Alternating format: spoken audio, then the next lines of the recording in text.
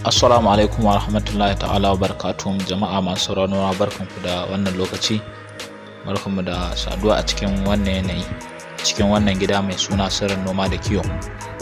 Da farko sunana Bashir Abdulaziz, kuma ni mai bincike ne akan abubuwan da suka shafi harkokin noma da kiwo. Na yarda cewa zan ba da training akan yadda za a yi kiwon kajin gida, saboda ni ma dan abin da na sani akan harkar ina ganin cewa ya kamata a ce na taimaka da ita ta yadda mutane su ma za su amfana, duba da yanayin yadda abubuwa suka caccanja. Duniya ta sauya kusan a harkar abubuwan da suka shafi tsuntsaye. Harkar kiwon kaji ta fi kowace harka a yanzu ci gaba ta kowace fuska. Duk da ana son harkar, amma sai ka ga matsalar rashin sani akan abubuwa da yawa yana taka mutane da dama birki. Da farko dai, kamar yadda kuka sani, su kaji waɗanda ake kira kajin gida, namu na gida kenan, ba na turawa ba na gidan gona ba, kaji ne waɗanda suke da daɗin kasafi, kuma ba sa da wahalar sha'ani, sannan kuma suna kawo kuɗi cikin sauƙi, ba kamar yadda kajin turawa idan sai an sha wahala wajen kulawa da su ba sannan a samu kuɗin.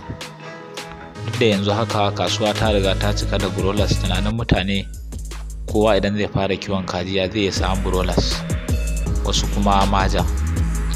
To a gaskiyar zance shine jama'a ku sani cewa a duk wani nama inda tsuntsaye ne a nan Najeriya, a dai bangaren kaji babu naman da ya kai na kajin gida daɗi, kuma babu naman da yake wahalar samu kamar na kajin gida, duba da yadda mutanen da suke kiwon kajin kalilan ne kuma ba a ba harkar muhimmanci ba.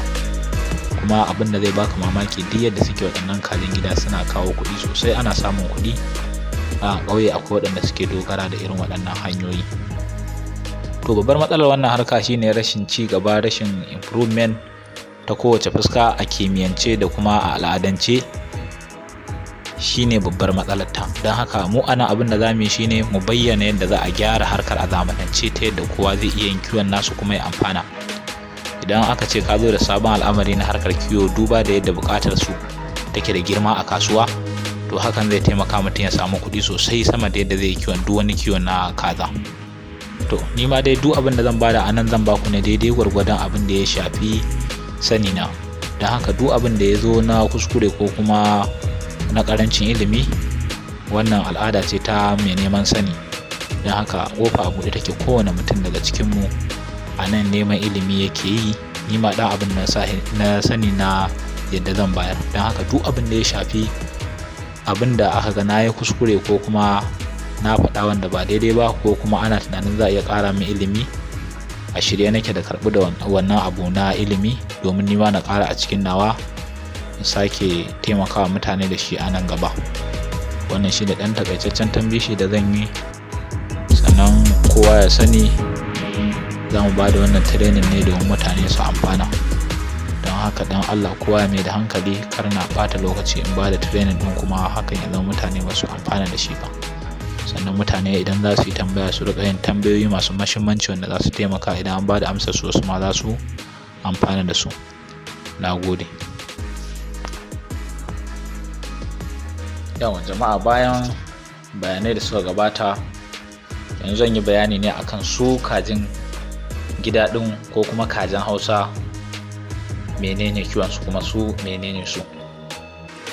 Kiwon kajin Hausa ko kajin gida ta hanyar killace su domin samun kuɗaɗe abu ne sabo a Najeriya, domin mun fi sanin kiwon su ta hanyar sakin su yi yawo, su nemi abinci da kansu, wasu su rayu, wasu kuma su mutu a haka.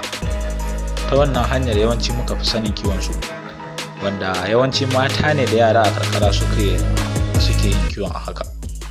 Wannan dalili yasa suka yi karanci tare da wahala wajen samu. Kajin suna iya rayuwa su kuma samar da 'ya'yansu cikin kankanuwar kulawa, haka kuma suna iya kulawa da komai na rayuwarsu da kansu, domin za su iya samar da garken 'ya'ya wanda za su iya jurewa yanayi mai wahala kuma su rayu sabanin kajin turawa. Ta hanyar killace su za a iya inganta tsarin kinkisar 'ya'yansu ta yadda za su iya samar da gangariyar hanyar samun kuɗaɗe. Kiwon waɗannan kaji a zamanance zai ba da damar haɗa su waje guda a yi musu rigakafi sannan a ba su abinci a tare. Kasuwancin waɗannan kaji cikin ƙanƙanin lokaci za su iya rikidewa zuwa masana'anta babba. Kajin Hausa suna da ƙarancin cin abinci idan muka kwatanta su da kajin Turawa, kuma ba cikin sauƙi cututtuka kan kama su ba saɓanin kajin Turawa. Duk wanda zai yi kiwon kajin gida baya buƙatar kuɗaɗe masu yawa kamar na Turai, sannan kuma da ƙarshe su kawo kuɗaɗe masu yawa. Haɗa su waje guda domin kiwatawa a zamanance zai sa rika samun 'ya'yansu da yawa sama da suna gararan ba akan titi. Kowa ya riga da ya san tasirin naman su wajen inganta jiki, ya yi wa kajin Turawa tazara mai yawan gaske. Haka kuma ɗanɗanon da naman su ke da shi ya wuce a haɗa misalin sa da na Turawa. Yana da kyau kowa ya sani haɗa su waje guda zai iya ba da damar samar da masu yawan gaske. Idan muka yi la'akari da waɗannan kaji, kowa ya sani kasuwancinsa yana da sauƙi, domin ko a ce mutum zai ɗauka ya fito wajen gidansa zai sami mai saya, kuma kowace kasuwa ka kai za ka iya sayarwa kuma cikin farashi mai daraja ba tare da wata wahala ba, domin masu neman su ido rufe suna nan suna yawo kowace kasuwa domin saya, saɓanin kajin Turawa da ba sa iya juriya ko kaɗan wajen yawo domin sayarwa don za su iya mutuwa. Don haka dole mutum ya nemi wanda zai saya. Wasu a nan har wulaƙanci ake musu idan aka yi rashin sa'a mutum ya faɗi idan ya ƙi sayarwa, domin za su ci masa abinci mai yawa kafin mai saya ya zo ya taimake shi ya saya.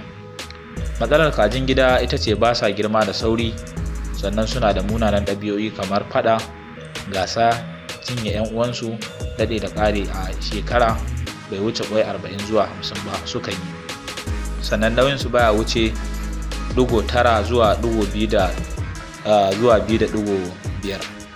Haka kuma cikar girman su yana kaiwa akalla sati 16 zuwa 20 ko 19 zuwa 24, wato wata 4 da sati 3 zuwa wata 6 kafin su fara kwai kenan. Abinda mutane da yawa ba su sani ba shine su ma za a iya kiwon su kamar kajin Turawa, kwansu ya ninku, nauyinsu ya ƙaru ba tare da waɗannan matsaloli ba, da kuma gudanar da waɗancan munanan ɗabi'o'i da na zayyana ba. Haka zalika wasu manoman na samun sarewar gwiwa a sakamakon yadda cuta a lokacin sanyi ke kashe su sosai, kamar cutar Newcastle. Wannan matsala ita ma an samu hanyoyin maganin su. Rashin sanin abubuwa da yawa akan wannan jinsin kaji ne ya sa mutane da dama suka rabu da su, saboda koda masu kimiyya da masu samar da sabon jinsi ba su damu da su ba. Don haka kowa yana da kyau ya sani ƙarancin bincike ne yake jawo wannan daga al'ummar da wannan jinsin kaji ke tare da su, wato mu Hausawa da kuma yan gargajiya na Najeriya. Mun bar lu'u-lu'u ne a cikin juji. Sannan yana da kyau kowa ya sani komai daren daɗewa wata rana dole a dawo waɗannan kaji, saboda daraja da kuma tasirin da naman suke da shi akan kiwon lafiya. A nan gaba zan yi bayanin yadda mutum zai iya gyara jinsin kajinsa na Hausa ta hanyar yin cross breeding.